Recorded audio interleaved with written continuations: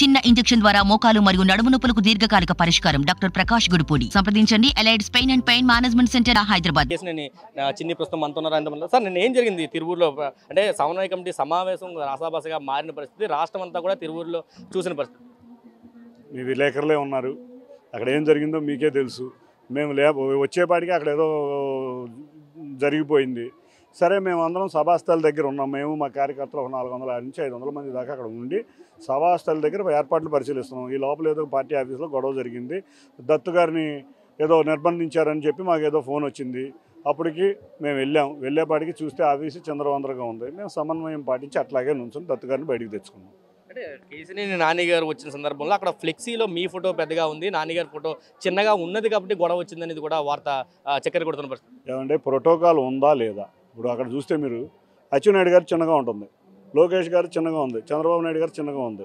అంటే వాళ్ళు కోపడతారా? ఎవరైనా ఫోటో ఉందా లేదా, ఫ్లెక్సీల్లో ఉందా లేదా, ప్రోటోకాల్ మెయింటైన్ అయిందా లేదా చూస్తాం. నిజంగా వీళ్ళందరూ కూడా బాధపడతారు, నాది పెద్దది ఉండాలి, నా చిన్నది ఉండాలంటే వాళ్ళకి ఎవరికి ఇష్టమైన వాళ్ళు పెట్టుకుంటారు. ఇప్పుడు నేను ఇష్టమైంది ఉమాగారిది ఉంది, పెట్టాం, పెద్దది పెట్టాం.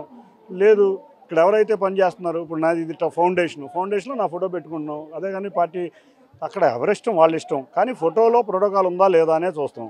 అంతేకాని పెద్దది ఉందా చిన్నది ఉందా అనేది కాదు, ఆ ఫ్లెక్సీ విషయం కాదు. ఉండటం అయితే ఉంది కదా.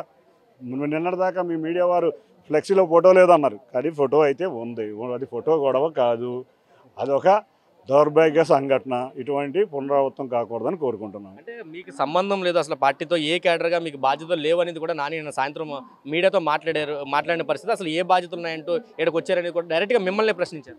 మా కుటుంబం 1982లో రామారావు గారు పెట్టిన కాడి నుంచి తెలుగుదేశంలో ఉన్నా, తెలుగుదేశానికి పరోక్షంగా సపోర్ట్ చేశాం.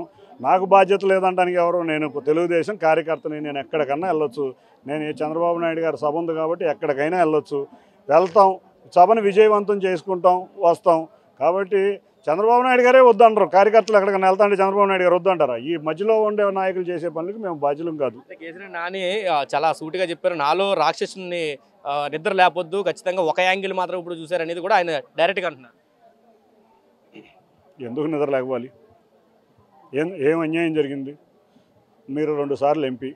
మా కుటుంబం మొత్తం చంద్రబాబు నాయుడు గారికి రుణపడి ఉండాలి. ఎందుకంటే మా కుటుంబంలో ఒక వ్యక్తిని 2 సార్లు ఎంపీ చేసినందుకు. కాబట్టి అటువంటి నిద్ర లేకుండా ప్రశాంతంగా చంద్రబాబు నాయుడిని గెలిపిద్దాం. నాని గారు న్యూ ఇయర్ సెలబ్రేషన్ సందర్భంగా మాట్లాడుతూ వ్యాపారాల కోసమే రాజకీయ పార్టీల్లోకి వస్తున్నారు, అటువంటి వాళ్ళని క్షమించను, అటువంటి వాళ్ళకి వ్యతిరేకంగా నేను కూడా పోరాడతానని చెప్పిన పరిస్థితి. మొత్తం నియోజకవర్గంలో మీరు తప్ప వ్యాపారాల్లో ప్రధానంగా నాని గారికి ఎవరో కనిపించట్లేదు, కానీ పేరు మాత్రం వెతలేని పరిస్థితి. 2014లో నానిగారు ఏంటి వ్యాపారంలో నుంచి వచ్చారా? ఇట్లా ఎంతోమంది వ్యక్తులు వస్తారు వ్యాపారంలోంచి. వ్యాపారం చేసేవాళ్ళు రాజకీయం చేయొద్దనడానికి మనం ఎవరు? సేవ చేయొద్దనడానికి మనం, నీకు చేతనైతే సేవ చేయి, పేద ప్రజలకు సేవ చేయి. అంతేగాని సేవ చేసే వాళ్ళని రావద్దనడానికి మనకి ఏమన్నా రైట్ ఉంటుందా? మా ఎవ్వరికీ రైట్ లేదు. చంద్రబాబు నాయుడు గారే అనరు. కాబట్టి ఇటువంటివన్నీ మనం ఎవరు అనకూడదు. మనం సేవ చేయడానికి వచ్చాం. ఇప్పుడు నిజంగా చూడండి, నేను విజయవాడలో ఎన్ని క్యాంపులు పెట్టాం, ఎంతమంది పేద ప్రజలు ఇది ఇబ్బంది లేకుండా తింటున్నారు. రోజు అన్నా క్యాంటీన్లు చేస్తున్నాం. నన్ను వద్దనే రైట్ ఏంటి? నేను తప్పు చేస్తే నువ్వు వ్యాపారవేత్తవే, నువ్వు పలానా చేసావు. ఎవరైనా వ్యాపారాలు 2014లో నాని గారు వచ్చేటప్పుడు కూడా, 2009లో కానీ 2014లో ఆయన వ్యాపారం నుంచే వచ్చారు కదా.